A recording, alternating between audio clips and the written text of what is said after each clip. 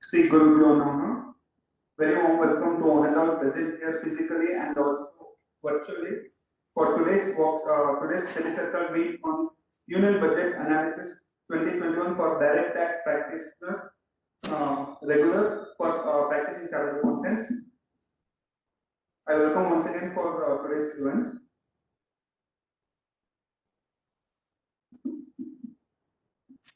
Before we start, a few announcements. Next week on 10th March, so we have study circle meet on latest labor law employment laws by Sri Ramki Navaratna sir. And coming next week, we have study circle meet on technical updates under GST laws by Annapurna Ji Kabra. And on 19th March, we have investor awareness program. So on equity investing for wealth creation. And on 20th March, we have one-day seminar on bank branch audits. So it is organized in Hotel Lalita Show. So I request all the members to please make use of this opportunity and attend Bangalore Bank's NANARJANA series. So now I request our Vice Chairman C.S. Srinivas sir to please escort today's speaker, C.A. Naveen Kariwal sir for today on the stage. And present in my bouquet.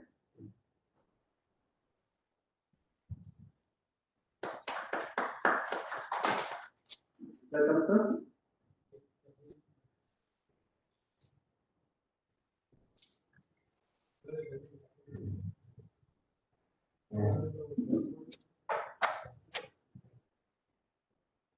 I request our Vice Chairman C.S. Srinivas please to address to the welcome address.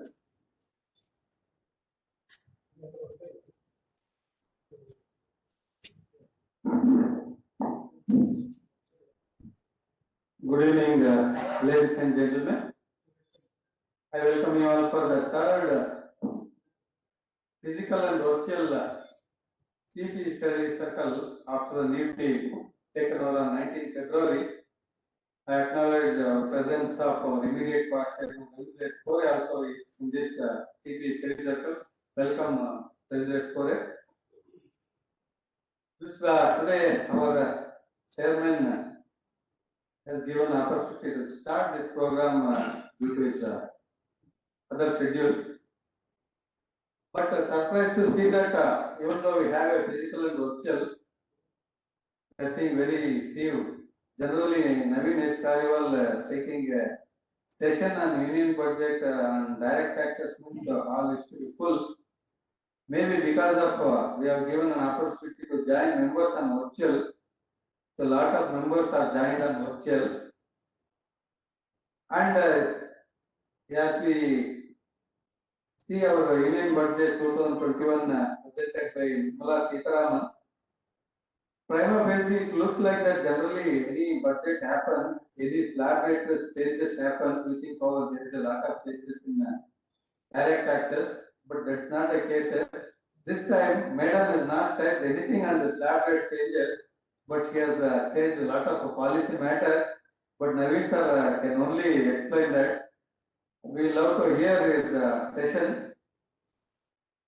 Once again, I welcome you all, and what I request is, going on further, now we will start more and more physical programs. We are upcoming a bank branch audit seminar and so many other programs are there. We seek your kind support by actively participating in the branch event and make it a grand success. I welcome you all once again. Happy learning. Over to you.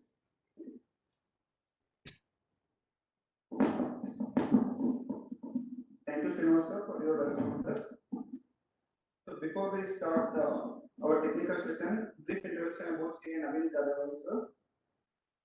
He is a BCom graduate and FCA. He is a practicing chartered accountant and a partner in H.C. Kinsa and Juan H.C. Kinsa and Associates. He comes from a family of chartered accountants. His grandfather, father, and brother are all chartered accountants. His specialization in direct taxes. He is co-opted member of the Direct Tax Committee of ICAI in New Delhi for the year 2021. He is a member of Central Taxes, Corporate Laws and GST Committee for FKCCI. He is also a member in Finance Advisory Committee of the Karnataka State Cricket Association, Bangalore. He is a member of Study Group of the Committee of Chamber of Tax Consultants, Mumbai. He was a part of a team nominated by Bangalore Banks to represent before Honorable Justice for Committee for the Simplification of Taxes and many more. He is a regular faculty at various branches of ICAI across India, and he is also a keen cricketer, having represented college and university matches and played league for registered with Karnataka State Chartered Accountant, Karnataka State Cricket Association, and represented in cricket matches organized by Bangalore branch of SISF ICAI and Income Tax Department, Bangalore.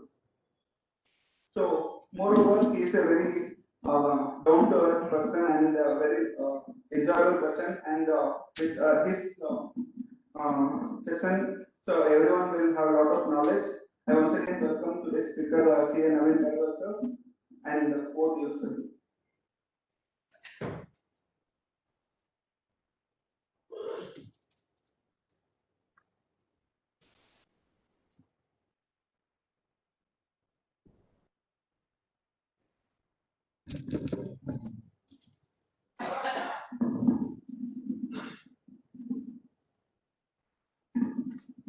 Thank you, Mr. Pranindra, for your kind introduction.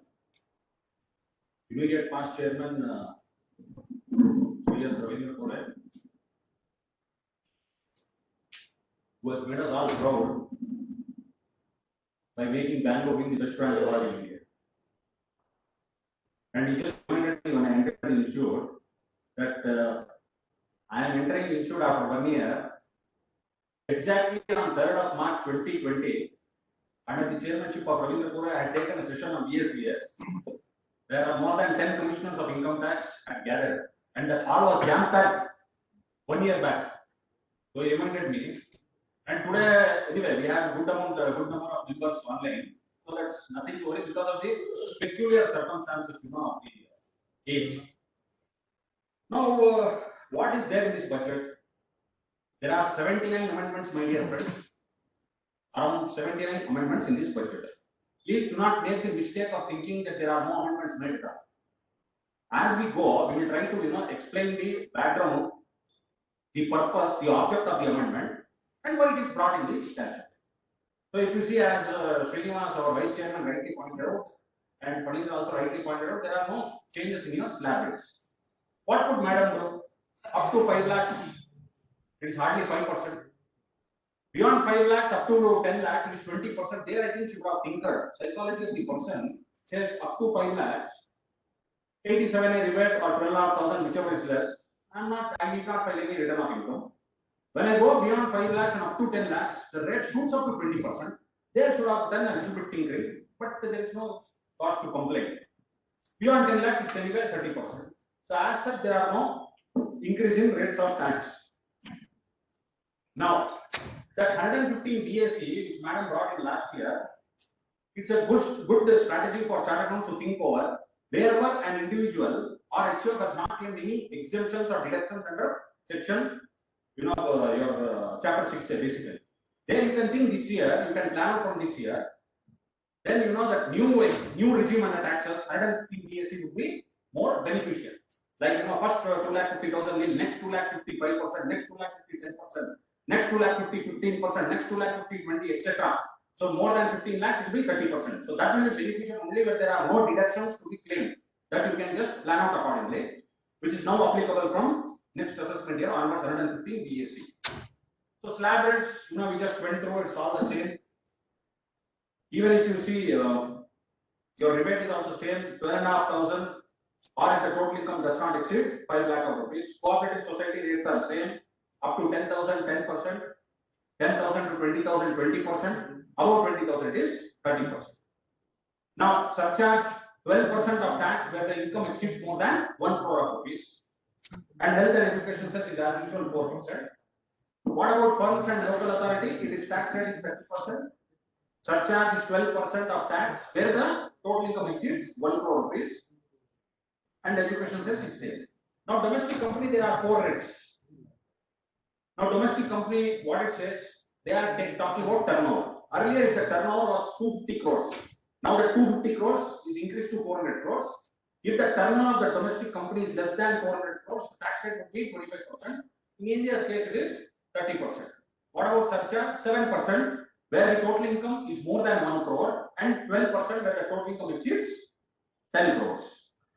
Then 2 more sections are there in the statute, very much beneficial to the companies. 115 BAA is 22%, and 115 BAB is 15%. That is all for the domestic companies. For manufacturing companies, especially manufacturing companies, 15% will slightly increase to 17.46% with education and surcharge, and 22% will go up to 25 point some percent. That is for other than manufacturing companies. So good enough. We are having what Jaitley had promised. Let's see, Arun Jaitley had promised. She has implemented. Now, foreign companies 40% and surcharge is 2%, where the income is more than 1 crore, and 5% where the total income exceeds 10 crores. Now, let us start one by one with the amendments. Now, what Madam is telling, she wants to withdraw the interest, exemption on the interest received on employees' contribution to PF and RP. 1011 and 10 within bracket 12. 1011 is your PF and 1012 is your recognized provident fund. Now she is telling government is giving interest free. Government is giving interest year on year, 7-8% free of cost, and now it is difficult for them to bear this interest. So what is she telling? Wait, beyond 2.5 lakhs, what is it? Employees' contribution beyond 2.5 lakhs to these funds will attract interest, and that interest will be taxable. Anyhow, interest will be there, but the contribution when it goes beyond 2.5 lakhs, whatever interest you receive on the contribution in excess of 2.5 lakhs, now it will no more be exempt. I will tax it. Proviso is inserted in these 2 sections. Madam has inserted a proviso to 10 within bracket 11, 10 within bracket 12, henceforth telling that the provisions of these clauses will not apply to any interest accrued during the previous year in the account of any person to the extent it relates to any amount or aggregate of amount of contribution made by the person exceeding 2.5 lakhs in the previous year when after 1st of April 2020. Very simple amendment. Now, what is the reason for this? Last year there was a provision which took care of the employer's contribution. This year she has attacked employee's contribution. What was employer's contribution? Take for example, Kiran Mazumdar Shah Biocon. Take for example, her salary is say 5 crores. 5 crores is the salary. 12% is exempt employer's contribution. 12% is tax free. 12% of 50 lakhs will become 60 lakhs. 60 lakhs now. Last year they made a provision only up to 7.5 lakhs. Beyond 7.5 lakhs it will become taxable. So 50 lakhs minus 7.5 lakhs. 42.5 lakhs will become taxable. Earlier what was happening? It was fully tax free. So they limited that upper limit. They brought it to only 7.5 lakhs. Earlier up to 12% was exempt. That means up to 5 crores. 12% is up to 60 lakhs exempt, no tax. So that they brought it down to 7.5 lakhs. That will not affect the normal individuals. It is only in case of high net worth individuals. But she forgot about the employees. So this year now they have taken care of the employees also. If you see, why is it done?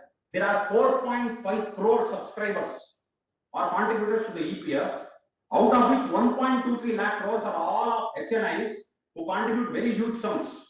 What is their contribution? As on date is 62,500 crores.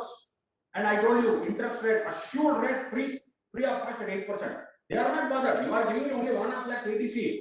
All these people are not making investments for claiming ATC. They are telling, I am going to get assured interest. My retirement is taken care of. My retirement, I am going to contribute 10 lakhs, 20 lakhs. Every month my salary I am going to contribute. My dividend income, my FD interest is enough to take care of me. Suffice to take care of me. All my salary I am going to dump it into this PF account. That will give me 8% for lifetime. And what? Interest free. Therefore she says, no, sorry. Take the data. 4.5 crore contributors, out of which 1.23 lakh contributors are only giving me 62,500 crores. Government has to pay 8% free of cost interest. So that means she's telling it will impact all at the cost of honest, low and middle income, salaried class and other normal taxpayers. Now, next amendment.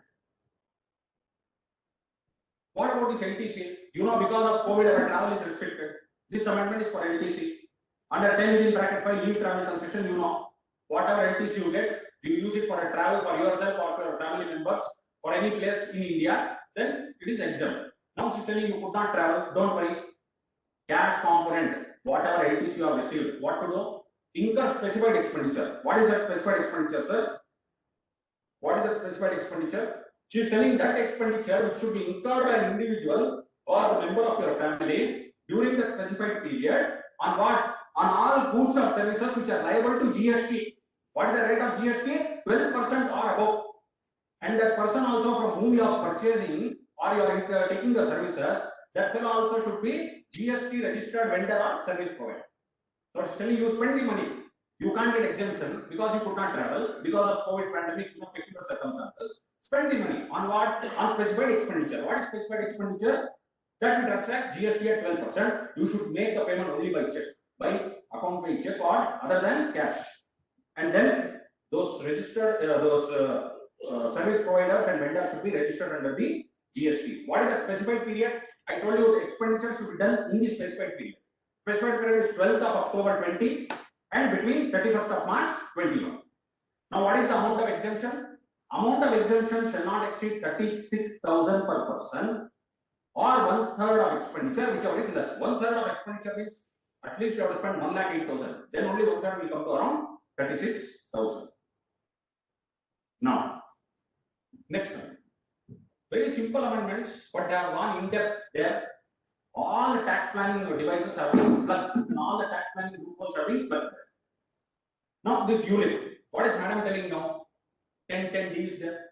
Whatever proceeds, maturity proceeds received of life insurance policy, including some allocated by way of bonus, is exempt under 1010D. Now she's telling there is a type of ULIP. You know that condition also. On death, it is maturity, it is exempt. I mean, it's not taxable in the hands of the recipient or legal heir. Or I know that premium should not exceed 10%. That was in case of policies issued on or after 1st of April 12. And in case of policies issued on or after 1st of April 3, it was 20%. So on all these, you know, whatever maturity proceeds you are receiving, it was exempt. So now, madam, what has she made here is ULIP. So what is ULIP? United Linked Insurance Policy. What is ULIP? It says now she has inserted again a proviso. So what is she telling now? They have inserted one explanation 3 which gives the meaning of ULIP. So what is the meaning of ULIP here? They say ULIP is a life insurance policy. It has the component of both investment as well as insurance, and it is linked to a unit which is defined in IRDA. That is given in the definition of as an explanation to 1010D. Then they have inserted 4 provisos. What are the four provisos? They have inserted 4 proviso, 5th proviso, 6th proviso, 7th proviso. So what is 4th proviso? 4th proviso is telling that whatever premium you pay after 1st of February 2021, it should not exceed 2.5 lakhs. Henceforth, you want to claim exemption 1010D, unit premium cannot exceed more than 2.5 lakhs per policy, that is on or after 1st of February 21. So what to do? Our chartered accountant is ready. I am chartered accountant, I am practicing chartered accountant. You take 3-4 policies. 2.5 lakhs she has told no. Take 3-4 policies. 1 lakh, 1 lakh, 1 lakh. She's saying wait. That's why I inserted 5th proviso. Aggregate of all the policies should not go. Aggregate of premium of all the policies should not go beyond 2.5 lakhs. And then she has inserted 4th, 5th, I told you. She has inserted 6th proviso. What is 6th proviso? Telling that the provision of 4th proviso and 5th proviso shall not apply to her, shall not apply on the amount received on the death of a person. Next is, this is 6th proviso. 7th proviso, what is it? The central government, you know, the CBDT can make rules with the approval of central government, and it will lay down all those rules before the both houses of parliament. So these are the 4 provisos. So please understand, there are 4 provisos and 1 explanation. Explanation is giving the meaning of ULIP. What is 4 proviso? They are telling premium cannot exceed 2.5 lakhs per annum. What is 5th proviso? Aggregate of premium in all the policies cannot go beyond 2.5 lakhs. What is 6th proviso? On the death of a person, if you receive maturity on this ULIP, prematurity because of the death, it is exempt. What is 7th proviso? The central government, the board, with the approval of central government, can frame guidelines. Now, what is the taxability? Come to the taxability. Very good. You have given me all provisos. What is the taxability? Now, what is it telling, I will make this as a capital asset first. 2 is in bracket 14, it becomes a unit, becomes a capital asset. Then I insert a section 45(1)(b). I am telling you how to calculate capital gains. How to calculate capital gains. For example, in any 1 year, you paid more premium of more than 2.5 lakhs. So what to do? It's a violation of the fourth proviso. In aggregate, you paid more than 2.5 lakhs, 2.5 lakhs is the aggregate of fifth proviso. Therefore, what? Taxable. Even for 1 year during the term of the policy. How to tax? Take the sum received on the maturity of the policy, less premium paid in earlier years. Please calculate capital gains. What about indexation? They are telling no indexation. It will be calculated 112A, 111A. What is 112A? As you are calculating for our listed equity shares. So that 1 lakh exemption also will be allowed and 10% will be taxed. And also short-term capital gain based on the holding. So 111 is there, 112 is there. No indexation allowed, right? So the 112 listed, whatever was you were calculating for listed equity shares, same way you calculate for this. I will not allow indexation, but up to 1 lakh I will allow you exemption. So she has given these benefits. Now, STD, if 111 comes into play, 112 comes into play, obviously STD will be there. So STD will be paid on the maturity or on the partial withdrawal of the ULIP. Now this trust and charitable institutions. What are the amendments made, sir? Even the people listening online, a lot of people are there online also. Don't worry, we will take all the questions at the end. Every question we will try to answer on the budget. Don't worry, sir. Now, year on year, I am seeing from last 2014 when the government has come to power. Every year they are taking some amendments in case of charitable institutions. There are only 2 topics in the Income Tax Act which anybody can tell you are masters, because nobody knows anything about those 2 provisions. One is charitable trust. Everybody feels that we are master, and one more is Vichua, Hindu or Liberal. So we can talk whatever we want, because nobody knows about the correct provisions. So what are the 3 provisions, sir, in case of charitable trust? Number 1, what are they telling? There are this provision 1023C3AD, 1023C3AE. What is 1023C3AD? That is in case of university or educational institution where gross receipts are not more than 1 crore, it is exempt. You need not apply for registration, no approval, no your Form 10B audit report, no need to spend 85%. What to do? Only fill up the return and upload. Same thing 1023C3AC, that is for what? That is for all the hospitals or institutions where the gross receipt does not exceed 1 crore. Same thing, no need of any your audit report, etc., your 10B or your spending of 85%, etc. What is required? You have to fill up the return. So representations went mainly from all politicians who are running educational institutions and hospitals. Increase the limit, increase the limit. So madam has been kind enough that limit of 1 crore has now been made 5 crores. So earlier there was Supreme Court, this Karnataka High Court judgment was there. Suppose a trust is running 4 hospitals. Okay, trust is running 2 hospitals, 2 educational institutions. So what we used to do? We used to consider 1 crore per hospital. So 1 crore, 1 hospital, 1 crore next hospital, 1 crore educational institution, 1 crore educational institution. So up to 4 crores I used to claim exempt because I am telling it is per hospital. Now they have plugged that loophole. Beautiful judgment given by Children's Education Society 34, taxman.com 285 Karnataka High Court, where Karnataka High Court told 1 crore is for each institution, each hospital. Now they have brought in a change in the act. They are telling nothing doing. Aggregate shall not exceed beyond 5 crores. So 4 institutions, it is only 5 crores. It is not 5 crore per institution. So the Karnataka High Court judgment is now nullified. Children's Education Society. Now, what is the next amendment? Yes, sir. Now in the memorandum, if you see, they are telling it's a rationalization of the provisions of charitable trust and institutions to eliminate possibility of double deduction while calculating application or accumulation. So the word itself is the rationalization of the provisions. That means to say earlier we were all irrational. Now we are telling me it's a rationalization. Anyway.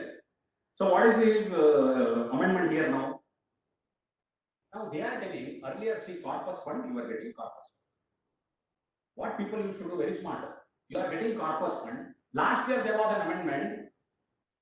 There was no such section in 1023C telling that corpus fund is exempt. Whereas for charitable institutions there is 11(1)(d).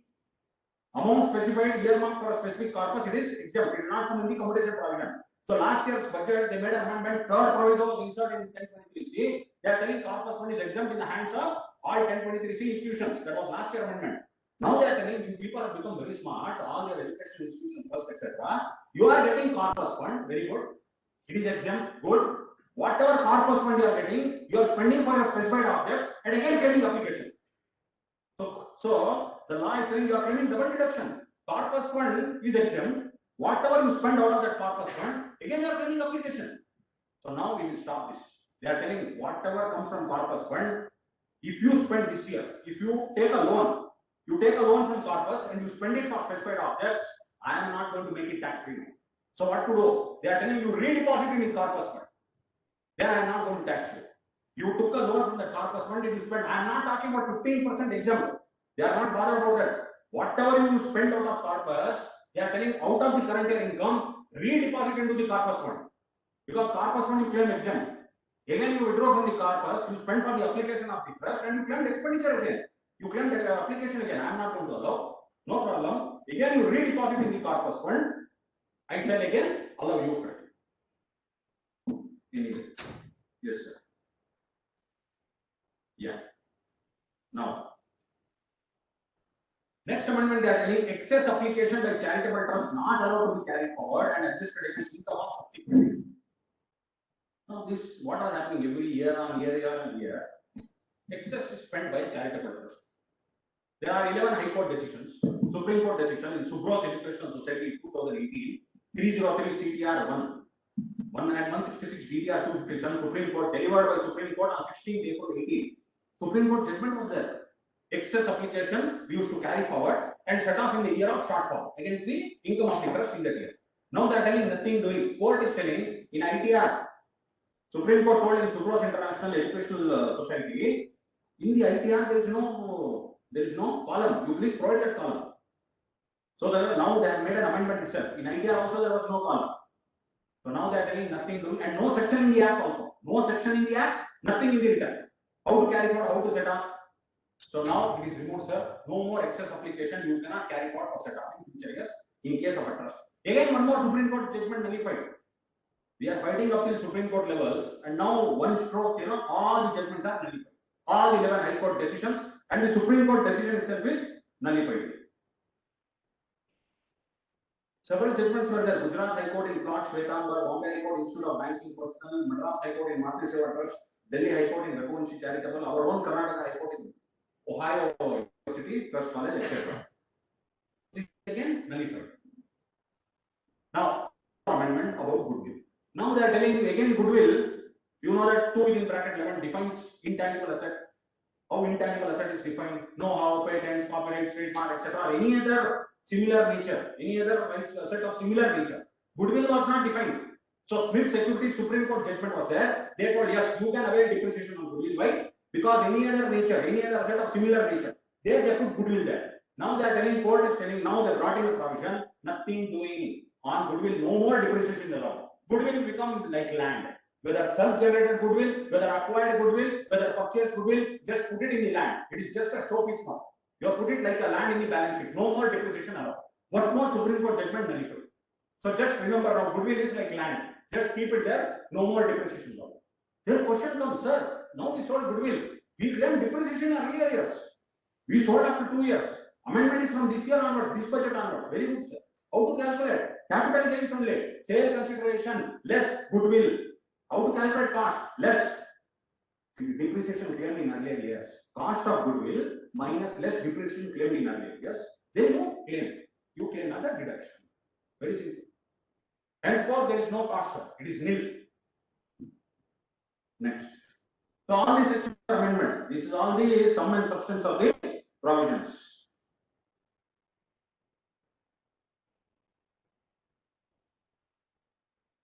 Now again, payment by employer of employee contribution to a fund on or before due date 43. What was happening? Everybody of them, all of you are receiving 143(1)A adjustment notice 143(1)A. Payment to employee's contribution to PF and ESI. So you reply invariably, citing all the relevant High Court judgments or Supreme Court judgments. Invariably, intimation is passed. You make an addition. Then you file rectification or you file an appeal. My office filed some 70 appeals. 30, 40 appeals we won also. In the CET appeals itself we won. Now what has happened? Now they are telling nothing doing. Even if there is a 1 day delay under the ESI Act, under the PF Act, even if there is a 1 day delay, permanently it will be disallowed. Madam Sitaraman is telling why unjust enrichment. The employer collects from the employee, you deposit after 10 days, interest lost to the employee. She says in the budget there is an interest lost to the employee. But I feel it's a larger unjust enrichment to the businessman as a whole when he is depositing that amount. He has deposited that amount, and also they have paid, all these fines and penalties and demurrages under the PF ESI Act for late deposit. They already paid fines or interest or demurrages under the ESI Act, PF Act. Plus he has deposited to the credit of government. So like 43 you allow in the year of payment. That I feel is a larger, unjust enrichment. Madam uses the word unjust enrichment because in the case of all the employees, because they are losing out on interest. So now she's telling nothing doing. 3615A wordings in the act is this only. It should be paid before the due date specified under the relevant act. If you don't make the payment, it will be disallowed forever. Forever, it will be disallowed. So what happened is 2010, I think Justice A.K. Sikri in Delhi High Court delivered a beautiful judgment in AIMIL level, and he applied the provisions of 43 to 3615A, telling that when you have collected employee's contribution, this will become the contribution. Then when the employee deposits that, it is as good as depositing employer's contribution to PF. So they applied the due date of filing of return. Since then, host of judgments, including Karnataka High Court, 5-6 judgments are there Karnataka High Court. They have all delivered on this similar lines, judgment allowing it. Now all of them are nullified, sir. All the judgments stand nullified today, including Supreme Court. In Nayara Motions as well as Rajasthan beverages, where SLP itself was dismissed by the department. But here the danger is, this against judgment was first held against the Kerala High Court in Markham Limited, and also Unifact Management, Gujarat State Road Corporation, all these were against. Whereas we had a host of judgments starting from Emil, as I told you. His Lordship Justice A.K. Sikri delivered that judgment, now retired, whose judge whose integrity could not be questioned, wonderful judge. Anyway, now you see what is the problem here. We understood, sir. Anyway, now representation will go. We'll have to tell him. We'll have to request, madam, you allow in the year of payment. I have no problem. If I pay, you allow. What is the real income theory? Is it my income? Or should I pay tax on that? I have received contribution from employee. Yeah, I have deposited in the PF account. How can it be my income? It's going against the real income concept itself. Why should I pay tax here? Anyway, the danger here is what the department will apply are these sentences which are coming in the newly worded section of 3615 and 43B. Please see that explanation they have now added. What are they telling? Explanation in both the sections and deemed to never have been applied for the purposes of determining the due date under this clause. Again, you see 43B also, that is in 3615. 43B also, they have inserted explanation 5, and they are telling deemed to have never been applied to a sum received by the SSE from any of his employees to which provisions of subsection 10 of clause 24 or 2 applies. So department is going to now get into a legal fight here. They are telling deemed to never have been applied.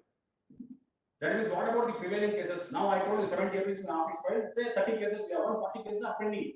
Now all the assessments are pending. Now they are telling deemed to never have been applied means is it a retrospective amendment or is it a prospective amendment?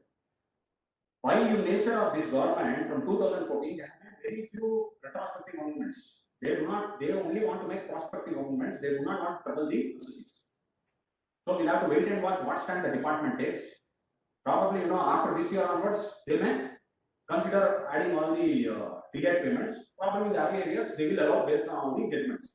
But the burdens of this deemed that have never have been applied will create a lot of litigation. Now there is one automatic adjustment because of this under 143, 104. All the adjustments made in the intuition. So for the 20B of Form 3C is there, and you fill up that and you don't add it that 3615A. There is a delay, you don't add in the STA, automatically it will be added now. Because they are telling 3615A, even 1 day delay, I am going to disallow the payment. So now you fill up the 3 series and you don't fill up, you don't add your STA, automatically adjustment will be made. Yeah. Now this is again, 44AB, rationalization of provisions relating to tax audit for SMEs 44. The last year itself budget. What they did? That 1 crore extended to 5 crores. What are they telling? 95% of receipts and 95% of payments should be other than cash. That 5 crores has now been extended to 10 crores. Nothing will happen to your audit now. 1 crore is the limit only. For all presumptive taxes, it is 2 crores. Says that 1 crore will become 10 crores more from next year onwards. This year is 5 crores. What will happen if you always go and ask for extension of time? Why are we chartered accountants going and begging money for extension of time? We have passed the toughest financial exam on this earth. It is the job of the businessman to go to the Chamber of Commerce. We should not be doing that. It is not our job, sir. Please don't go and beg for extension of time. We are well competent people. We have not asked for extension of time. It is the businessman. If he is not giving you the records, it is his job. Let them go to the Chamber of Commerce. You do not go there because now she is telling, oh, you are all very much burdened. You cannot do the tax audit. Why should I burden you? I will remove the GST audit. I will increase the turnover from 1 crore to 5 crores last year. I will make it 10 crores. What have you done? The chartered accountant who used to do the audit now first point is, it is 10 crores. What is the due date for filing return? 31st July. It is not 30th September or 31st October as the case may be. Please remember, because 95% of receipts, 95% of payments are other than by way of cash, no tax audit. Return is to be filed by 31st of July. Second point. What about the chartered accountant used to do the audit, sir? Suppose the turnover is now 8 crores. If the client will tell me 95% of receipts, 95% of payments, who is to certify that? You have to again check up the entire cash book. You have to scan the cash book, you have to scan the ledger. Because 95% of payments, 95% of receipts, whether it's capital expenditure, whether it's revenue expenditure, whether it's balance sheet item, whether it's account item, amount received from debtors, amount paid to creditors, salary payable, gift received, drawings. It only says 95% of receipts, 95% of expenditure. Third point, what the chartered accountant used to do in audit, 43B, who will tell now the government? Here if 43B is there, who will tell the government? Because we are not doing 3CD, we are not certifying the books of accounts, we are not doing the audit, government will lose out on revenue. I will not make addition, we have 43B. I will not make addition 50C, I will not make 43CA.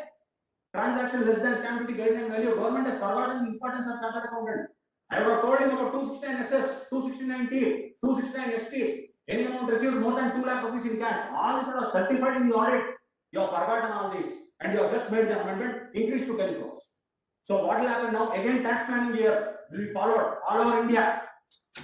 Suppose there is 43B violation, 269SS violation, 269ST violation. And then they say 95% of the receipts, example, 95% of the receipts are in cash, other than cash, and payments other than cash. You will not do the audit. Who will do the audit? Anyway, so here I think, without thinking the other aspects, they have just gone through the audit. This is partly because of our faults also. Now anyway, the team has gone now to represent. Do not, please do not remove GST audits. They have gone. So again, you have to go for representation anywhere. But my humble request is, let us not go and ask for time. Again, because you have asked time, the time limit for passing intimation is reduced under 143(1). What was 12 months from the end of financial year in which return is filed has now become 9 months.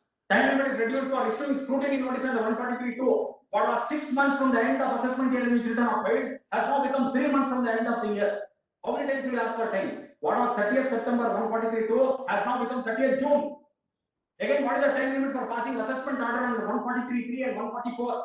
This is given in 153 subsection 1, 153 subsection 2 is for all 147 cases. 153(1), what is the time limit? What was 24 months earlier, senior chartered accountants will know, 2 years was there. 24 months from the end of assessment in which return was filed. What was 24 months? Became 21 months, became 18 months, became 12 months. Now it is 9 months, sir. It is now 9 months reduced drastically. There is an amendment. There is a time limit given for passing assessment order under 143(3) and 144. It is given in 153 subsection 1. Everywhere he has reduced the time limit by 3 months. Why? The government is sitting on heaps and heaps of data. Everything is now computerized. Everything is computerized. Hit of a button, you get all information. They are telling we don't require any of these services now. So 143(1) time limit intimation reduced from 12 months to 9 months. 143(2) reduced from 6 months to 3 months. 30th June notice will come. We are all waiting. Oh, let us wait for 30th September due date. Let the 143(2) notice come. If it comes, then I will change the return of this year also. We are all waiting. Let us see that. No, you can't do anything. 30th June itself, it starts. Time limit for filing belated return 139(4), 139(5), revised return reduced. What was what? Up to the end of assessment year. has now reduced by 3 months. It is only 31st of December. Every chartered accountant will be free after 31st December. There is no work, my dear friends. You cannot upload any return. You cannot revise the return. You cannot file belated return. You cannot file original return. Wish 31st of December. Wish Happy New Year to all your clients. Give articles leave from 1st January itself. There is no work itself. You write happily May exam. What will you do? You can't file revised return. You can't file original return. You can't file belated return. What about 279F, sir? Penalty 10,000 rupees. There is no amendment there, but nothing doing, no question of any penalty there. Because beyond 31st December, you can't file return at all. There is no work in Chartered Accountant's office. Unless you are in litigation. There also, a host of Supreme Court judgments have been nullified by making all amendments. So earlier we used to file, but here I feel pity for all other associates. Their due date is what? 31st October. 30th November, all transfer pricing cases, 30th November. All partners who are a partner in firm subject to tax audit, what is their due date? 30th September. You are telling me revise return by 31st December itself. Poor fellows, only 3 months time. That October and November is the transfer pricing. Immediately have to revise. Time is only December. What was earlier? What was the time earlier? 1 year from the end of assessment date in which return was filed or before the completion of assessment, whichever was earlier. All that drastically reduced. This all because everything has become computerized. So be careful, everywhere reduced. This budget sounds the death knell, or this budget gives the obituary for two important, very two important institutions. Settlement Commission, Authority for Advance Ruling. Henceforth, there is no Settlement Commission, there is no authority for advance. All doors are closed. They are telling what happens in Settlement Commission. Settlement comes. All doors will be closed, sir. Faceless assessment. People are thinking how to tackle faceless assessment, faceless appeals, faceless penalty. Now IDT has become faceless. 4 friends are there. Naveen, Lalit, Sanjay, Rishi. 4 friends are there. Sanjay said, "Oh, I have to go and meet income tax officer tomorrow. I have some work." Oh, good man. Rishi, I am meeting ACID tomorrow, assistant commissioner. Oh, very good. Our Lalit is telling, I have to meet additional commissioner tomorrow. Very good. 144 instructions from joint commissioner. Oh, very nice. Naveen said, I have to see, man. I am meeting CA. Now, quietly sitting in your office. No need to go anywhere. You are permanently quarantined. Permanent corona, permanently quarantined. Please sit in your office happily, or please sit in your home. Work from home only, all 4 friends. Nothing doing. What a mastermind. What an amendment. No country in the world has done it. Please take it from me. No country in the world has done it here. Faceless appeal, faceless assessment, faceless penalty. Identity becoming faceless to the extent technologically feasible. Absolutely wonderful. Now he has removed Settlement Commission also. They have removed AR, Authority for Advance Ruling. What has come? BAR. Instead of AR, BAR has come. So all these amendments are made. Do not think that there are no amendments at all. She told before that, such budget will come once in a lifetime. Once in a lifetime. But nobody understood. There was not major hike. Oh, what is there? Nothing is there. No major hike. Some beautiful, these are the situations, these are indications of things to come in future. Don't think your charitable trust and the institutions will remain exempt for lifelong. Sorry. Last year amendment is made, new section has come, 12AB. What you have to do from 1st of April 2021? You have to fill up that form. Simple form will come. All the trusts which are registered, all the institutions, all hospitals, etc. You have to fill up one small form and upload. After uploading, what you will get? Because what happened last year? She told, I want a record. Madam told, I want a record database. How many trusts are there in India? And they are all claiming tax-free. Tax-free income. They are not paying a single penny of tax to the government of India. Give me a list. So again, they want to compress. They are telling all charitable trusts, existing charitable trusts, please give me all the details, give me a registration number, etc. So all that simple form, immediately they issue. After they issue that, database will be ready with them. Then they'll find out, oh, this many trusts in India. Oh, these are the exemptions. These many trusts are registered in FCRI. They are getting foreign donations. I am going to tax everybody. Within next 2 years, all of them will be taxed. No harm. You pay tax at 10%. Why that poor high net worth individual is paying tax at 30% for beyond 10 lakhs? Whereas companies are paying 15% and 22% and 25%. Why should the poor individual suffer at beyond 10 lakhs 30% tax? And salaried employer still worse off, TDS is deducted already.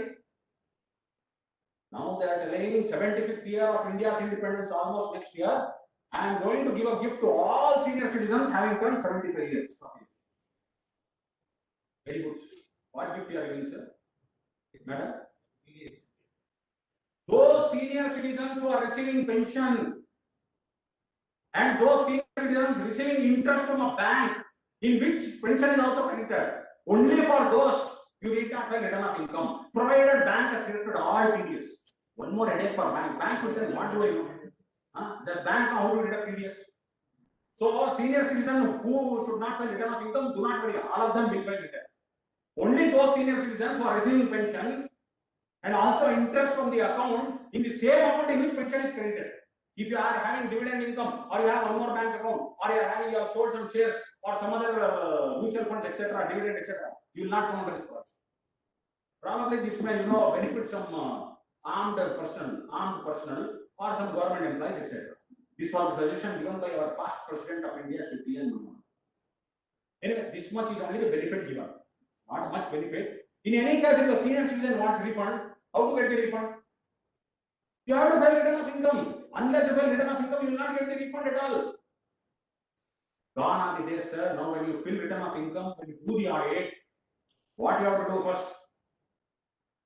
Kindly see the portal, see the compliance portal first. All information are available.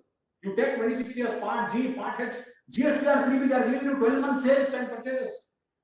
Why should they give in the income tax portal GSTR 3B? You are giving the sales of GSTR 3B. How beautifully it is linked, everything now. Open 26 years Part G, Part H, you are getting all GSTR 3B monthly sales. Their turnover, this is the total, this is the turnover as per GST, this is the turnover as per trade account, immediately you have to match. Again, if you see compliance portal, income from salary, details are there. Income from house property, details are there. Income from business, for example, export business, your export business is there, 3 crores.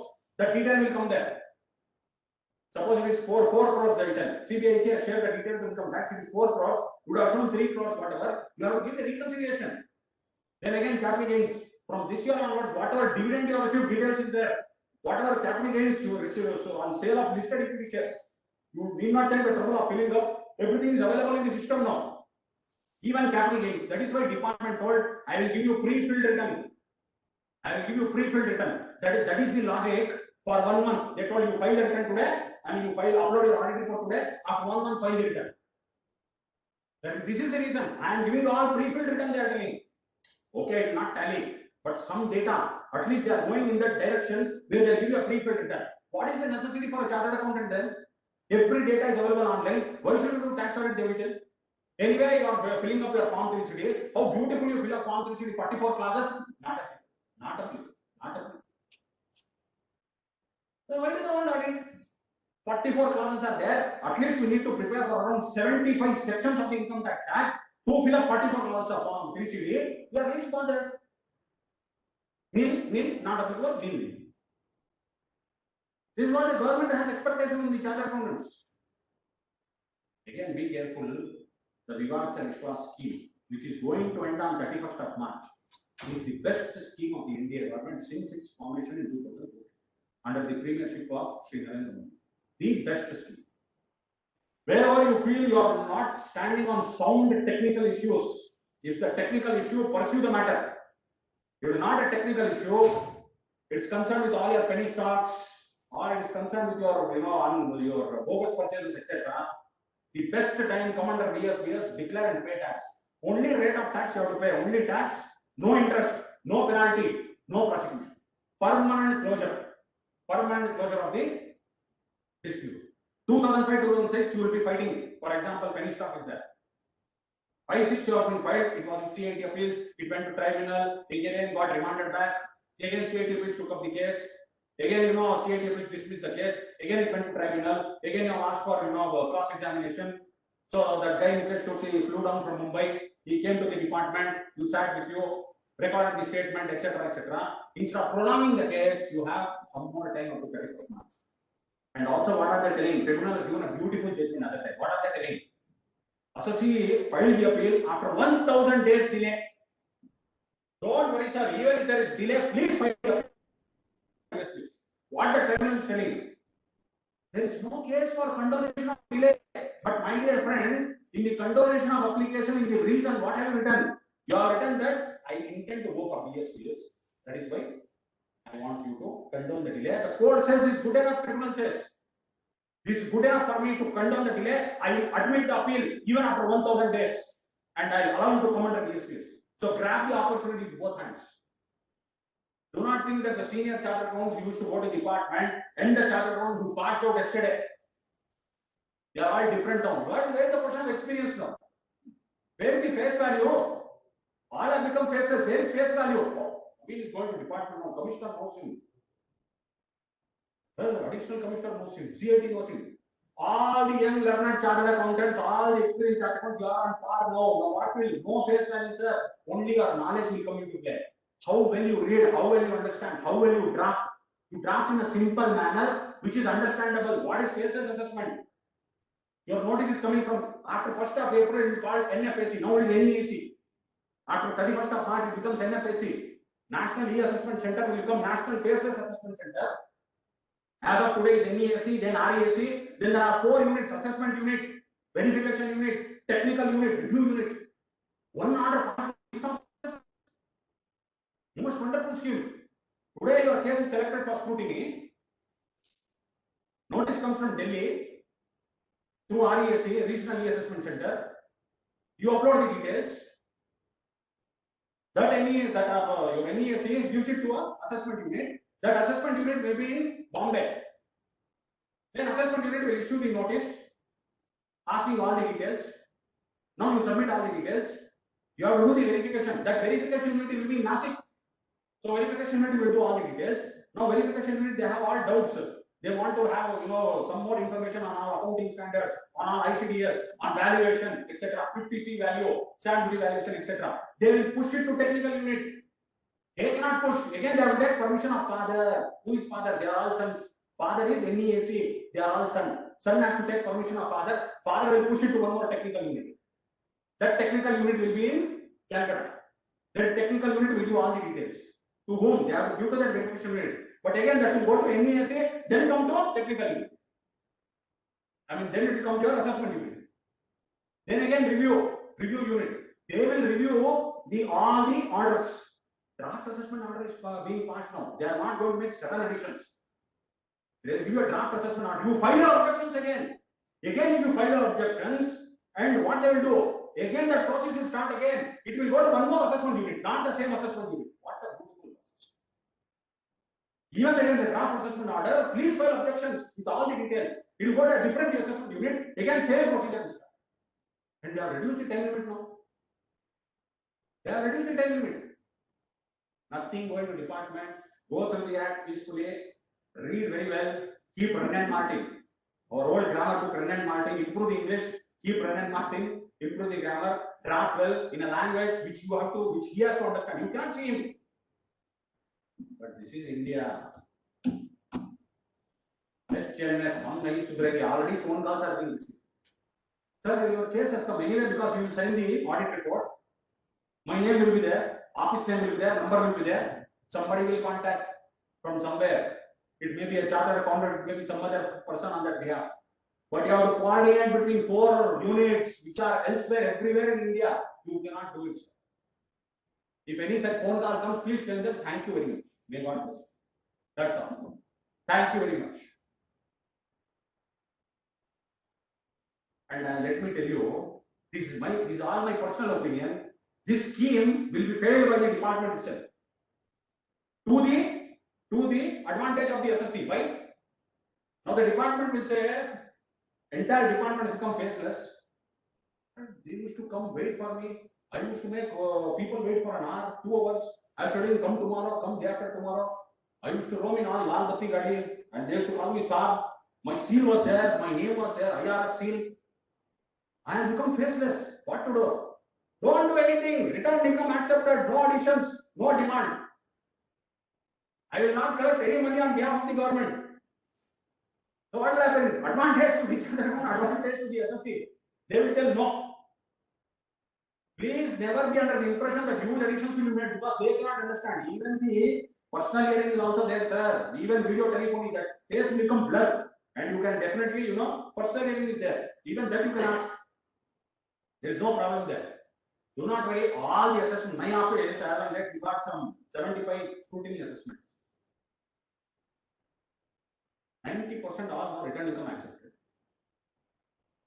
One or two cases, they are not able to appreciate the accounting itself, accounting entries. So they are not able to understand accounting entries. 7 notices came for that case. We replied each time. What is the motto? How to reply? Please simplify the English in a way understandable to them. Every time you simplify. 7 notices came. 7 times I replied. Finally, return income accepted after 7 notices.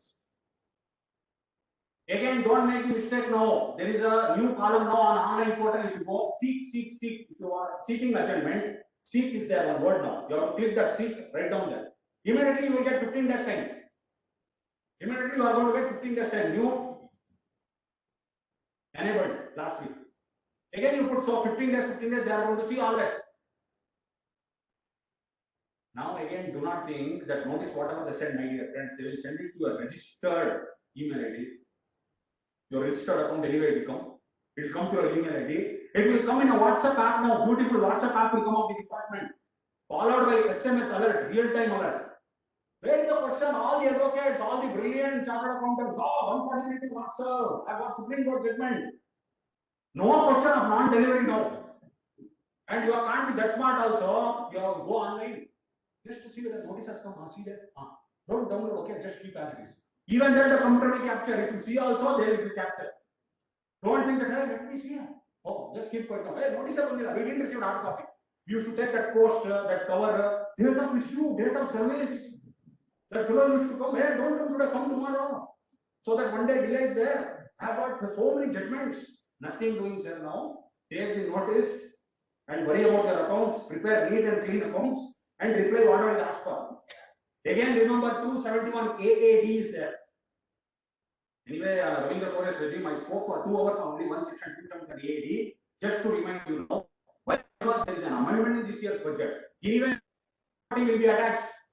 281 amendment is there. In case of 271 AAD, for example, there is a businessman, he has taken entry of 1 crore GST. Fraudulent purchases, inputting credit, etc. All fraudulent entry. So that fellow, if he is raided or surveyed under the GST provisions, under the Income Tax Act, if that entry is proved to be false, 1 crore penalty has to pay, sir. He has to pay 1 crore penalty. The entry he has taken is 1 crore, he will pay 1 crore penalty. What is the icing on the cake? That chartered accountant, that agent, that person who got in that entry, he will also pay 1 crore penalty. Be careful. So that fellow will be summoned by the, your investigation wing. He will ask him, hey, what happened? Who got in that entry? So and so, he got it. Note down. Why? I am also dying. I will take him and take. Anyhow, I am also pay 1 crore fine. Who got in that entry? Hey, that person got me, that accountant, that CA. He is going to take the time, record it. That chartered accountant got 1 lakh, 2 lakh fees only.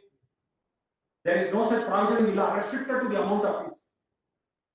1 crore penalty has to pay. Be careful of all this work. Whatever you have been doing, please stop it immediately. 1 crore, and now this budget amendment 281B, property can be attached. Nothing can be served. Nothing will escape in this government now.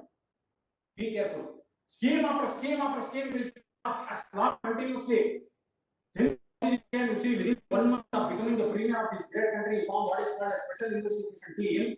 What was the suggestion given by special investigation team to curb corruption in India, to curb the flow of black money in India? They told don't allow any transaction in cash beyond 3 lakh rupees. I will not go to all suggestions.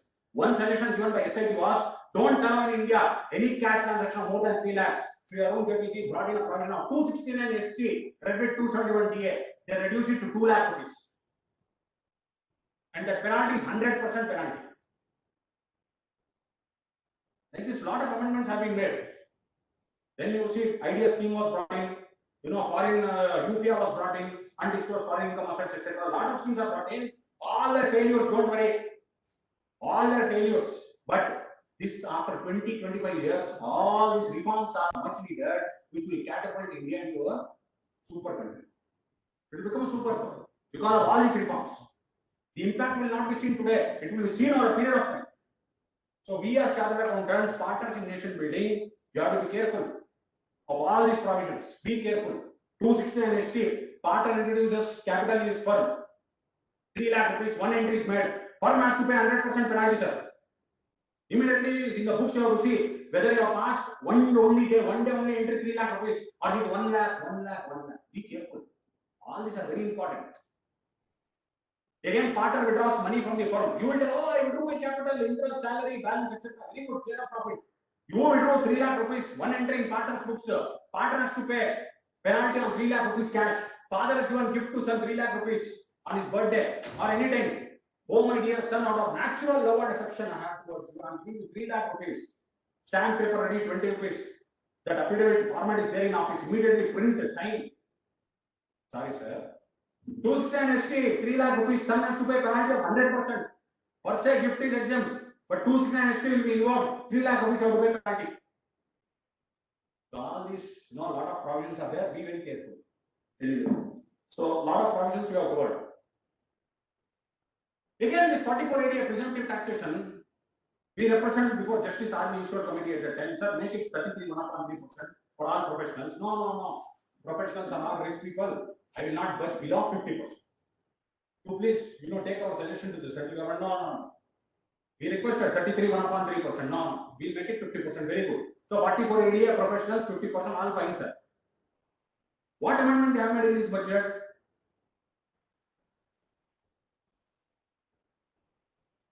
What was earlier resident in India, they removed that. They cut copy paste of 4480, individual, HUF, firm, but not LLP. How can HUF carry on professional business? This is the limit for cut copy paste. Straight away you remove individual, HUF, firm, but not LLP. Whatever is there in 4480, they took that, they pasted in 4480 for professional. Can HUF carry on profession? Anyway, this is the cut copy paste. What was the word was existing in India, resident in India, they made it as individual, HUF or firm other than LLP. This again interesting provision. All loopholes plugged again. New provision for transfer of capital asset to partner on distribution or reconstitution. So what was the provision? You know that section 45(4) was there, telling what? Any profits or gains arising from transfer of a capital asset by way of distribution of capital asset on dissolution of the firm or otherwise shall not be chargeable as income of the firm or such AOP or such body of individuals of the previous year in which the transfer takes place. Very good. So what we used to say? Capital asset. I used to give cash to the partner. Not applicable. Not applicable. You are giving cash. His capital was 1 crore. I used to give 2 crores. That fellow retired. Reconstitution of the firm. Firm dissolved. I used to give him 2 crores instead of 1 crore capital. Nothing. Beautiful. Or I used to follow all revaluation of assets. Credit revaluation reserve, credit partners capital account, credit revaluation reserve, credit partners capital account, increase the value of land and building, etc. You should do all that and then give a capital, repay at a higher capital. All these things we used to do. Now they are telling nothing doing. They have inserted 2 new sections. One is new 45(4) substituted in place of old 45(4) and 45(4) they introduced 2 new sections. So what is 45(4)? 45(4) is telling, what is it telling? If you receive capital asset, specified person only. Who specified person? Partner of the firm, member of AOP, etc. Where specified persons who receive that capital asset at any time during the year at the time of dissolution or reconstitution, they put that word. I don't know. Reconstitution of the specified entity. It will be taxable. So whatever capital asset you receive, 45(4), it is taxable now. Whether dissolution, whether retirement, whether any other reconstitution, I am not bothered. Even your revaluation, etc. Everything is taxable. Capital asset. 45(4) says in cash. There only capital asset. Now in cash or check or other than capital asset. So everything is now plugged. Loophole is plugged. 45(4) says what? Your cash. If the partner receives in cash or in check or other than capital asset. Capital asset is already covered in 45(4). Some meant substance. 2 Karnataka High Court's beautiful judgments were there. Overruled. Everything is taxable. Your capital was 1 crore, you paid 2 crores. It will be considered no valuation. You have to pay tax. Pay tax. You can't escape now. There were two Karnataka High Courts, one was Dynamic Enterprises, Karnataka High Court. Again, similar view was taken in also Karnataka Agrochemicals. Relying on these judgments of Karnataka High Court, Mumbai Tribunal passed host of judgments in favor of the assessee. Why they used to give cash, or they used, so they're telling that capital asset, cash is not capital asset, etc. Like this, lot of tax planning used to be done. Now nothing doing. Are you giving capital asset on distribution? You are distributing capital asset on dissolution, or otherwise it may be even revaluation, etc. Reconstitution also. Nothing doing. You are distributing capital asset, pay tax 45(4). New section. 45(4). Are you paying cash? Either you pay same amount of capital. Here if you pay more capital or 1 rupee more, you have to pay tax capital gains. Or other than capital asset. Then also you have to pay tax 45(4). Mumbai judgment, Mumbai Tribunal gave host of judgments. All nullified, sir. No, all nullified. This anyway, one more, benefit, 43CA, increase in safe harbor limit of 10% for home buyers and real estate developers selling such residential units. So what was earlier, became 10%. Earlier it was 5%, it became 10% last year's budget. Now they made it how much? 20%. Now it's only for a limited period. Because second, this third Atmanirbhar scheme came. Real estate developers went, madam, you got a lot of unsold inventory. And people are coming asking it, reduce rates. Kindly don't help us out, don't tax us on the stamp devaluation. Okay, Shito, no problem. I will give the difference as 20%. Now don't do it. It's only for limited period now. Remember that. So what are the conditions? Provided the transfer of residential house takes place between 12th of November 20 to 30th of June 21. First condition. Second condition is what? It should be first time allotment of the residential unit to any person. And it is not from person to person, it's only from the builder or developer to the client. It is not for resale, it is direct transfer of residential unit by a builder or developer to the first time buyer during the period of 12th of November 2020 to 30th of June 2021. They have given the safe harbor limit of 20%. Very good. No problem. So if it is 80 lakhs, 1 crore stamp duty value, don't sell it 80 lakhs. Now we sell it 84 lakhs. Because 20% of 84 lakhs. Be careful. Anyway. And also that consideration should not exceed more than 2 crores. Consideration accruing as a result of that transfer should not exceed more than 2 crores. Now slum sale, one more amendment made is slum sale, 2 is in bracket 42C. Now what was slum sale telling? Transfer only, but it was restricting itself to sale price only. Now transfer definition is huge, very wide. It also includes exchange, relinquishment, extinguishment, etc. Now they are telling even non-monetary consideration. Monetary consideration earlier it included only sale. Now all these also will come into the definition of slum sale. Exchange, relinquishment, extinguishment, etc. I give you asset and I get shares also. All this will come under the slum sale. Next, this tax neutral conversion of urban cooperative bank into a banking company. So here what RBI has done now? Now they are telling this is one other provision. Existing 44 DB, what it says, in case of all business reorganization of all cooperative banks, various deductions like 32, 35D, 35DD, 35DDA will be apportioned between the predecessor and the successor bank, cooperative bank, in proportion of the number of days before and after the date of the business reorganization. Further, the transfer of capital asset by the predecessor bank to the successor cooperative bank, as well as transfer of shares by the shareholders in the predecessor cooperative bank to the successor cooperative bank. In a case of business reorganization, is also not regarded as transfer under section 47. Now that I will extend the scope of business reorganization to also include conversion of a primary cooperative bank to a banking company, and all the deduction available on 44 DB shall also be made available in relation to conversion of such a primary cooperative bank into a banking company. Similarly, transfer of capital asset also by a primary cooperative bank to a banking company as a result of conversion and share allotment to the shareholders of cooperative society shall also not be treated as transfer under section 47 of the Act. Now this is again scheme made by Modi ji, incentive for affordable rental housing for all migrant laborers. They are telling migrant laborer houses from Bihar, etc. They don't have any house. Give them houses, they are telling. To give them house, let out and give it at a reasonable nominal price and pay 100% exemption. Whatever rent you receive, pay 100% exemption under 80IPA. They are inserting one more section 1A to 80IPA. 80IPA, you know, it provided for 100% reduction of profits derived from business of developing and building affordable housing projects. Again, there they extended, you know, that what was the due date for this 31st March 21 has now been extended up to 31st of March 2022 for getting that affordable housing project approved. Again, one more amendment, sir, 80EEA, extension of date of sanction of loan for affordable residential house property, 80EEA, where what was it, you know, you should get 1.5 lakhs loan, interest on loan, apart from the under 24A, 1.5 lakhs, where loan has been sanctioned during the period from April 19 till March 21, that has now been extended to 31st of March 2022. So first time home buyers. Now, next again, 80IAC. What is that 80IAC? Extension of date of incorporation of eligible startup for exemption and for investment in eligible startup. I was not quite happy with these provisions. 54 GB. What are they telling you?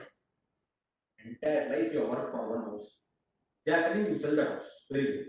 I will sell my own house. What to do? Invest in shares of startup. Invest in shares of startup. I will give you deduction 54 GB. Suppose the startup fails to take up, what will you do? Anyway, so I don't advise that. They are telling that I will extend that now. 54 GB, whatever capital gain, whatever you had a residential property you sold, and you, if your net consideration, you are investing in subscription of equity shares of an eligible startup. That startup, you know, which is claiming investment under your exemption under 80IAC. Anyway. So the tax holiday for startup and capital gain exemption, what was 31st of March 21 is now extended up to 31st of March 22. Similarly, capital gain investments also for the investment for you want to claim exemption, that is also extended from March 22 to March 22. Still you have a chance. You can sell your house, invest in shares of startup, subscription of shares, you will get exemption under 54 GB. Now set off and carry forward of clause 219A. Very good, you know, madam, you saw that speech. They want to, you know, disinvestment of all public sector companies, 1.75 lakh crores have been allotted for it. So what are they telling? I will make one bad bank.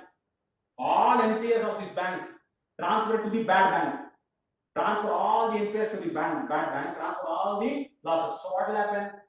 Here they are not able to do the business. Here they are not able to do the business because they are always worried about the collection of these NPAs, non-performing assets. Take all this and dump it in one bad bank. That's what madam used that words.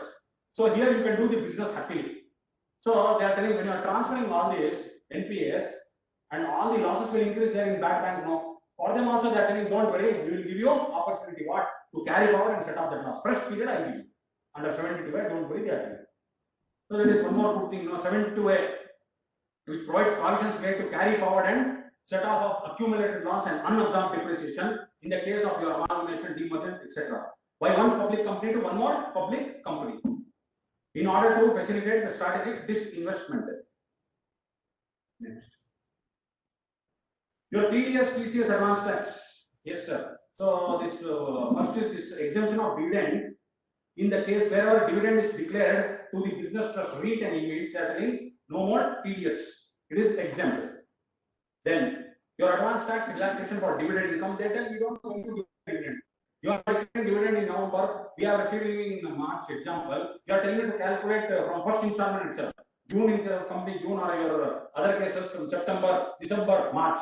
I received dividend only in March. You are telling me to calculate, you know, shortfall interest 234C from, now they are telling no, only after the data was set only you calculate. Welcome amendment, like your capital gains, etc. Okay, they are telling don't worry, your dividend, whenever you receive dividend, from that day only you determine your advance tax for 234C. Next. So what they say, only after the declaration or receipt of dividend, whichever is earlier. Next. Your TDS on purchase of goods. Last year I told TCS on sale of goods. TCS, the seller, and buyer was what? More than 50 lakhs you are making payment, turnover of seller more than 10 crores, etc. Last year I think SRS, Mr. SR Ramswamy took a session on TCS. Extraordinary session. What a beautiful, extraordinary session. Unfortunately, because of the technical team, I think they could not record it. Unfortunately, it is not uploaded. It is the best session I ever heard. I went through some 10, I had lectures on TCS all over India. I went through more than 10, 15 lectures. I studied a lot of material. What SRS gave in the 2 hours, every nook and corner of TCS is covered, all the issues. It's most unfortunate that recording is not available. Beautiful lecture. Take the TCS, it's an exhaustive lecture. Anyway, so what amendment they have done now? That was in case of a seller. Now they are telling TDS on purchase of goods. Seller and buyer. What are they telling? Same thing. You see your turnover also 10 crores, more than 50 lakhs. You deduct TDS now. That fellow you should deduct TCS. 0.1%. Now it is 0.75, whatever, 0.075. Same thing you deduct. Now what to do if both the turnover is more than 10 crores, or buyer is 10 crores, or seller is less than 10 crores? They are telling this 194Q will take precedence over 260 1H. So TDS is more important than 260 1H. Suppose both the turnovers are 10 crores. Should I deduct TDS? Should that fellow also deduct TCS? No. Collect TCS. 194Q will take precedence over 260 1H. If buyer's turnover is less than 10 crores, seller is more than 10 crores last year turnover, then you collect TCS. And if both are more than 10 crores, still 194Q will take precedence over 260 1H. You need not collect it. Okay. Yes, sir. 260 AB and 260 CA, higher rate of TDS for non-furnishing of PAN. 260 C is what? Higher rate of TCS for non-furnishing of PAN. Now, what are they telling here? The specified person, TDS is deducted last 2 years. You see, TDS is deducted in this fellow's case more than 50,000 each year. But this fellow has not paid return of income. They are telling now I deduct double TDS. Please be careful. 2% are, for example, contractor. Let him deduct TDS. Let them deduct TDS. I will not file the return. I have got other income also. Why should I declare? More than 50,000 TDS is there. 2 years are there. Give it. Now don't worry. If you don't file the return for 2 continuous years, more than 50,000 TDS, you will have to deduct double TDS. Next question will ask, how will that know? How will you know? The deductor has to deduct double TDS. Sir, in the utility now, when you put PAN, when you next to deduct TDS, this will be enabled now, because I told you governments for digital work. If you put PAN, you will come to know whether this fellow has filed return or not. You will put PAN, you will know 2 years return he filed or not. If you have not filed return for 2 years, please make him deduct double the rate. So this also will be shortly enabled. Now the government is telling either you file the return. They want to increase the tax base. They are telling what is the tax base? How many people are filing returns today? Compared to the population of 130 crores population, 6.48 crores returns. What is the point? Anyway. Again, quickly we go forward. Relaxation, senior citizen, I told you we discussed that. 194P is the new section. The return day of filing, due date, extension, all the cases we discussed. All reduction of time we have discussed. Nothing left. Even now, a partner in a firm subject to domestic transfer pricing, also the due date is extended. Earlier this was not extended. In case of a partner who is a partner in a firm subject to domestic transfer pricing, he had to file return only by 31st July. It was not extended to 30th September. Now, in such case also, it is extended to 30th September, 31st October as the case may be. It is 30th November rather, because it is a partner for a transfer pricing, domestic transfer pricing, due date is 30th November. So, even for that partner, it is now 30th of November. So, this reduction in time limit to file revised and direct return by 3 months we discussed. Happy New Year, sir. Wish everybody Happy New Year and go away on leave for 2 months. No work there. You cannot do anything. Now, this is 153, all assessments we discussed, 153 time limit here. Please see, 12 months has now become 9 months. Again, your intimation, I told you 12 months has become 9 months. Then your scrutiny notice, what was 6 months has become 3 months. Imagine, 6 months has become only within 3 months they want to issue scrutiny notice. Very clever if you imagine. No, for us it is only reduced by 3 months. For the department, they are still having 6 months. 30th June for them is scrutiny notice. 31st December is what? Time limit for filing the order. I mean, for passing the order. So they have 6 months there. From June till December, time limit for them to pass orders 31st December. For us, it is what? For us, only 3 months extension. For them, 6 months extension is same thing is there. Because we were what? Up to 30th September and 31st December. Provision of faceless proceedings before ITAting a jurisdiction-less manner. Imagine. In order to ensure that the reforms initiated by department reduce human face, they want to reduce human interface. from the system reaches the next level, it is imperative that a faceless scheme be launched for ITAC proceedings on the same line as faceless appeal scheme. Tomorrow I am in Mysore, 3 hours I have a discussion. Faceless assessment, faceless penalty, faceless appeals. 3 hours discussion only on all the procedures.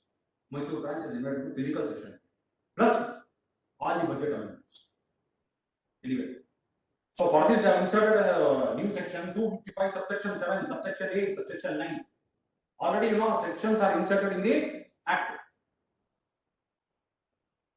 All everywhere using the words greater efficiency, transparency, accountability by eliminating interface between ITAC and parties to the appeals. For example, 2 weeks back on Sunday, I was invited by Indore branch to address a sub-regional conference. On my topic was 68, 69. 69 ABCD, read with 150 TVE. Girish Ahuja was invited on 147, 148, etc. So Girish Ahuja, sir, you know, my flight tickets were booked and I had to go and address them. So Girish Ahuja told him, see, I am 75 years of age. You please allow me to give a virtual session. From my house, I can give 4 years. I also requested them, why you are calling me, sir? I will also sit and deliver a virtual.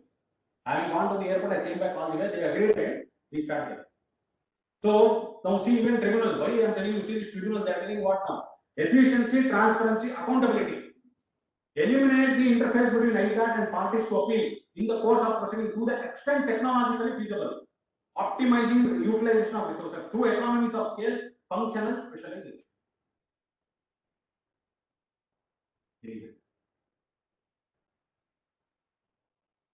Last few minutes. What was bread and butter for all the chartered accountants, for all the advocates, for all the learned tax practitioners? Totally undergone change, sir. 147, income escaping assessment. 148, notice for income escaping assessment. 149, time limit subject to which notices are issued for income escaping assessment. 151, sanction. It should be actually the act should have been first 151 should come, first take the sanction or approval. Then the time limit for notice 149, then issue the notice 148. Then pass the order 147. Anyway, it is like this. 147 income escaping assessment order, which I told you 12 months has become now 9 months.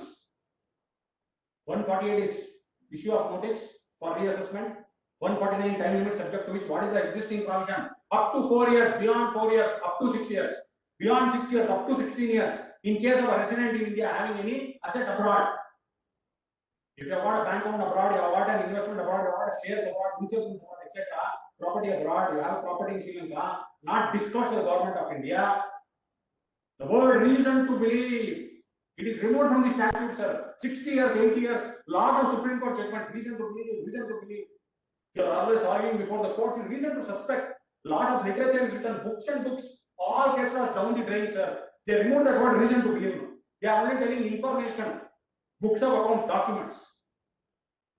And also now they are telling, they are brought in a new section 148A. What are they telling? You don't ask me reason to believe. Why you want to eat my head? I will myself give you reason to believe. Even before you ask, they are telling, I will follow the dictum of GK and Rights Act. You need not put all your literature, giving me 25 pages, explaining only what is reason to believe. You should give the beautiful, literature, 25 pages, reason to believe, reason to believe. He's telling, remove the word reason to believe, put the word information, and 148 they are telling, I will follow the dictum of Supreme Court in GK and Rights Act. I myself give you reason to believe. Then you justify it. If at all you justify it, that no, there is no income which has escaped assessment, then I will not issue notice at all. How beautiful. They are telling, before issuing notice under 148, I will pass order on 148A. I will give you proposal under 148A, whether I can issue notice or not. You justify. If you justify, no sir, there is no income which has escaped assessment, then I will not issue notice at all. 148A they are giving no. They are telling, I will follow the GK and Rights Act blindly. What was GK and Rights Act? First you will ask reason to believe. First you will file the return. You will receive the notice. In response to the notice, either you will file a letter or now you have to file a return.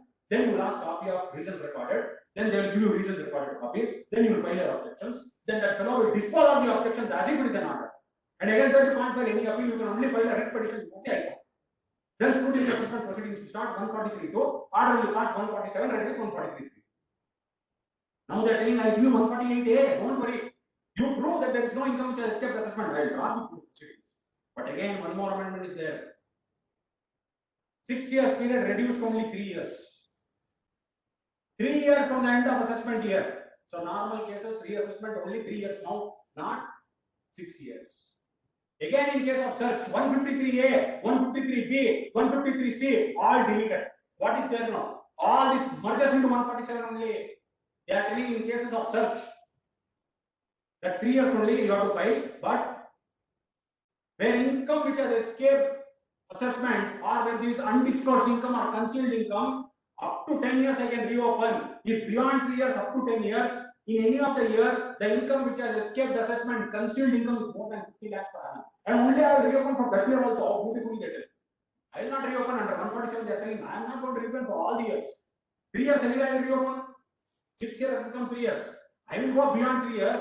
If beyond 3 years, up to 10 years, in any of the year, the concealed income is likely to escape or has escaped 50 lakh rupees or more. Only for that year I will reopen. But in case of search, no question of 148. Why? Because search they come, they find out now they have found out that 68, 16, etc. They invoke all that provision, search, survey, etc. No question of being 148 in case of search. There you have to file the return. Under the 3 years plus up to more than 50 lakhs is that 10 years. These are all amendments made.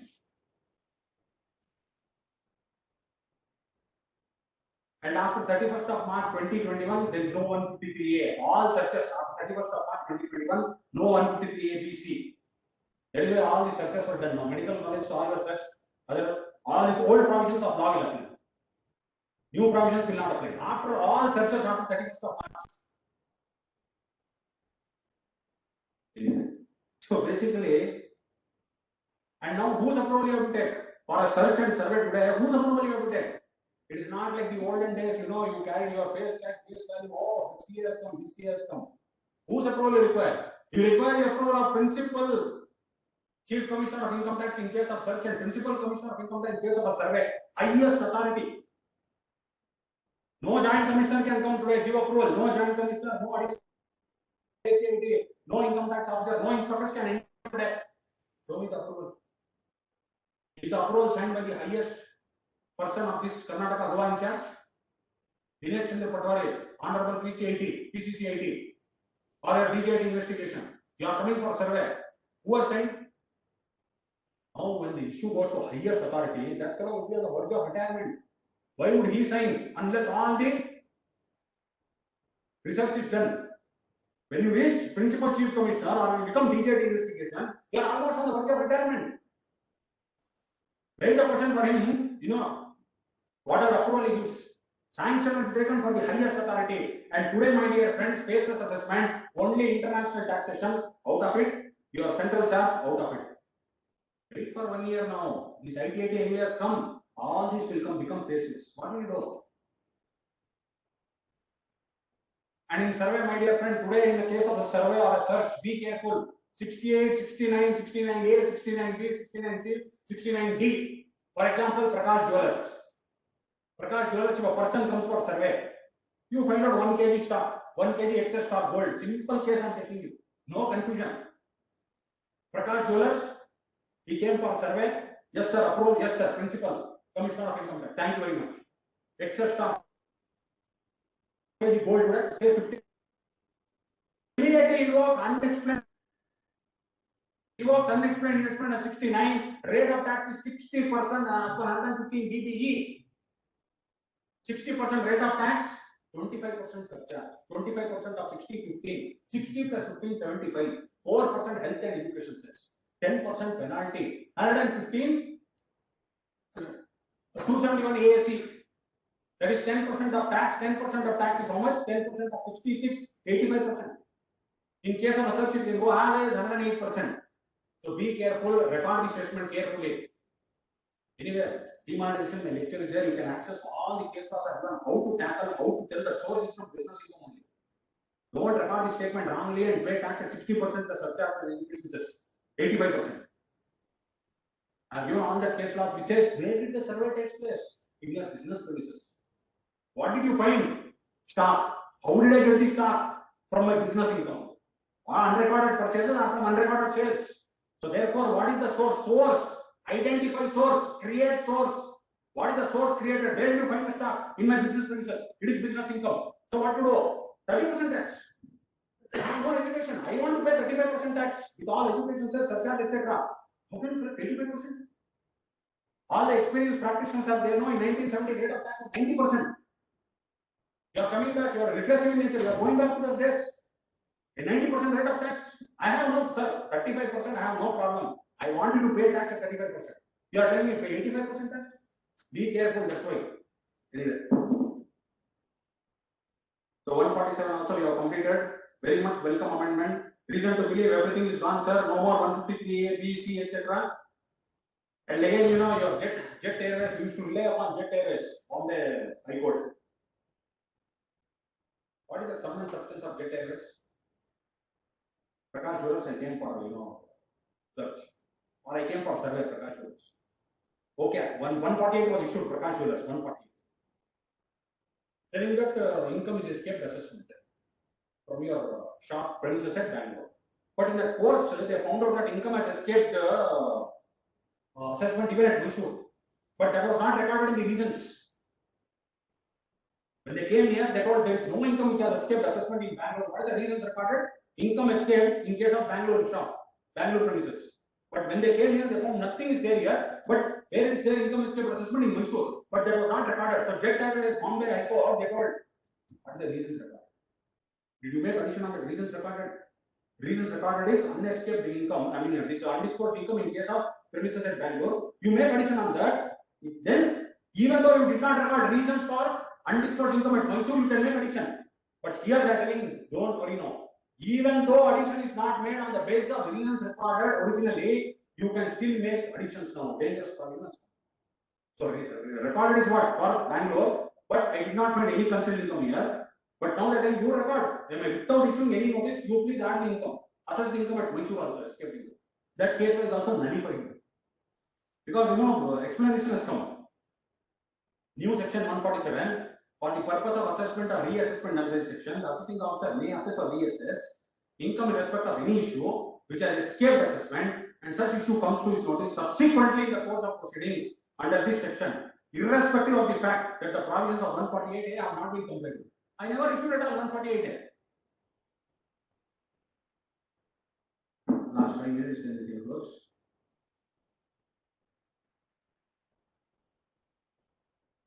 Yes, sir, there is something called as now dispute resolution mechanism, very interesting. We'll have to wait and watch how it is.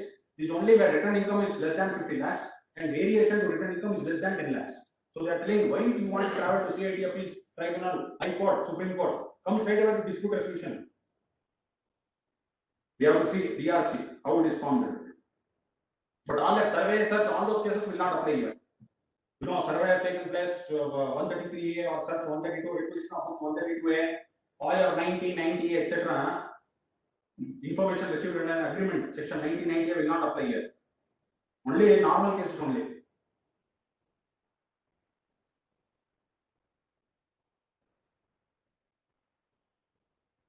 I told you provisional attachment for fake invoices, 281B. All your properties can be attached of the SSC now. Discontinuation of income tax settlement commission. This budget sounds the death knell and obituary for income tax settlement commission. Similarly, for authority for advance billing. They are giving all figures, board for advance billing. What are they telling now? If you see here, how many cases did they dispose? They are telling, as per Finance Ministry's annual report 1819, total cases pending before AAR across its 3 benches as on March 19 is 391 cases. Only 38 cases were disposed of in 1819. We got 9.7%. What are they doing? That's what Modi is telling you. I want work. You are disposed of only 9.7%. You are enjoying all the government works. I will disband AAR. I am going to disband income tax settlement commission. Very good. There is a lot of your international tax, etc. Some amendments are there. Some more relief, some more exemptions are given to IHS, etc. And this is your last exemption is for your dividends on this. And they are telling, whatever 20% now be beneficial to DTA, whatever rate is more beneficial. It's because it is 5% the treaty, 10%. Whereas they are telling you to get at 20%. Okay, they are telling whatever rate is beneficial. Rate in force or the rate as per DTA, whichever is beneficial, you please deduct TDS under 196. Thank you very much for the attention.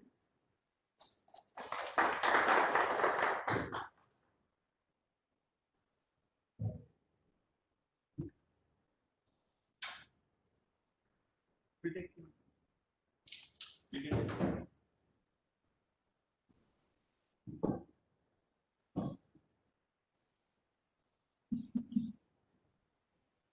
So any questions from physical audience as well as virtual audience?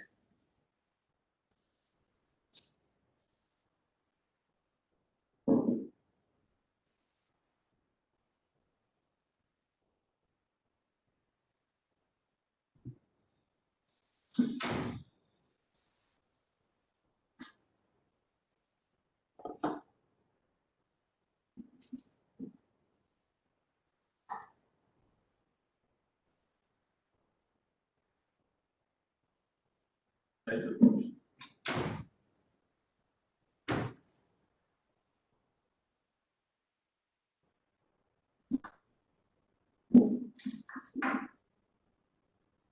It was really highly energetic and value addition for all the members who attended today's session, sir. And we really enjoyed your live performance coming to brands.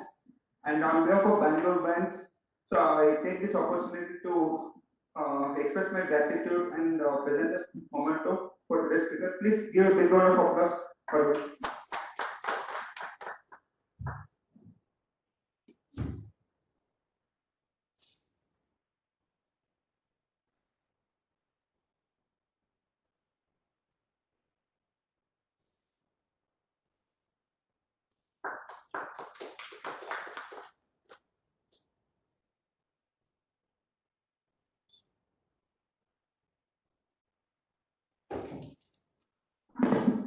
So you have really simplified the entire project into 2 hours, and you have completed much before time also, sir. And this shows the experience really matters a lot. So everyone, and you already expressed like we should reply for faceless assessments. So several times. So several times we have to simplify the answers and then reply to the notice. And you really simplified your budget analysis also by your experience. And thank you once again for your valuable answer. And we have one query.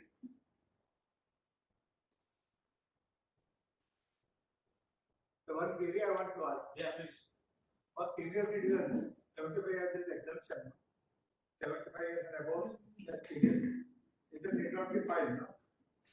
Sir, then it can't be filed, right? Yeah. Yeah. Bank will get only 10% of TDS.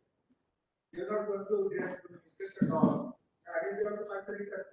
No. What happens is you have to fall within the parameters of 194 PU section. What the section telling is you should receive only pension. And you also should receive interest from the account in which pension is credited. You should not receive any other income.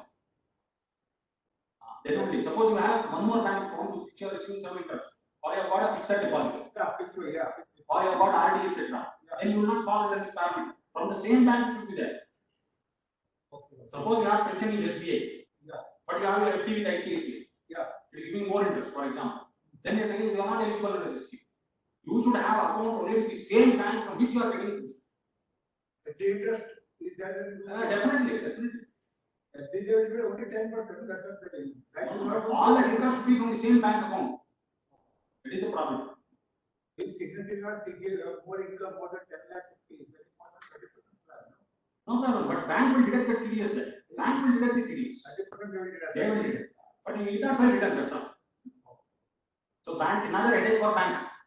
They have to appoint professionals. Yeah. And more opportunity for the chartered accountants. Who is going to compute the calculation? Accordingly, they have to deduct TDS. They are not telling you it's tax free. You have to deduct TDS based on the income declared by senior citizen. Please. Sir, next, one question from Deepak Chopra. Sir, in view of amendment to 43, what would be the status of appeals now pending before CIT appeals on matters of 3615A disturbance? Exactly, sir. That's what I told you. It seems to be there is unintentional retrospective amendment is there in the law. But these amendments, since they are being explanatory in nature, they should not have any retrospective amendment, is my opinion, because of the government policy also. They would not like to make any retrospective amendments basically. So, but definitely, because can be deemed to have never have been, what are the wordings of this section is in the explanation what it will be, deemed to have never have been, those wordings are there, it's a fertile area for litigation. In my opinion, only the future cases, it should be disallowed, not in the earlier cases. Yeah, Is regarding the tax on interest on additional PF over the 2 lakh 50,000. correct. Either tax on in the year of earning or tax on in the year of employment. No, it's only on interest, Interest portion. only interest portion. Interest at the two. Interest that too, more than 2.5 lakhs contribution. Because I used to contribute 30 lakhs, 40 lakhs, 50 lakhs. Tax on in the year of withdrawal of PF. No, every year taxable, sir. Every year taxable. Interest, but how to calculate is in excess of 2,50,000. Suppose I contributed 30 lakhs to that, to my RPF account. It's telling up to 2,50,000 I allow you. Beyond 2,50,000 on the 27.5 lakhs, whatever interest there, that will be taxable because the insurance proviso in 10 is bracket 11, 10 is in bracket 12. Earlier I used to deposit 30 lakhs, 40 lakhs. I am not worried about 1.5 lakhs. ATC. I am worried about the tax interest. Government is giving me 8%. Now it requires amendment to income tax return. 2 columns separately. That will be there. That also will be there. Sir, a small concept, in the case of pre-filled matter, because since it is coming for the first time, pre-filled details, sir, we have to adopt that status what is in pre-filled or we can even change our. Very good question. Pre-filled return, don't fill it as it is. You can make changes. See, for example, pre-filled return, how the department will calculate. For example, interest comes in 26 days. On which CDS, they'll take that interest receipt. In my account, I took loan from Mr. Vadim Gupta, I took loan of 1 lakh. I took that 1 lakh and deposited in bank account. I received every interest from bank. Now, even in bank interest, now in this new future, even though there is no interest, even that interest will appear. They will pre-filled return, they'll tell 1 lakh rupees, I got 10,000.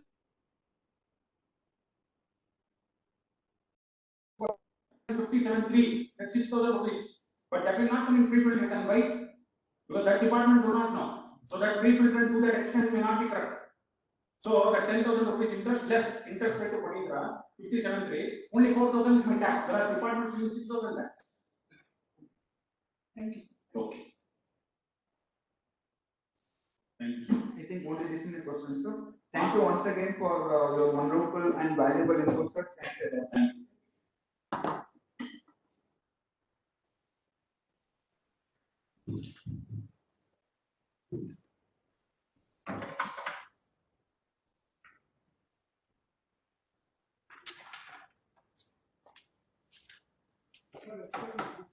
Extraordinary, yeah. And that's why it was like Non-stop.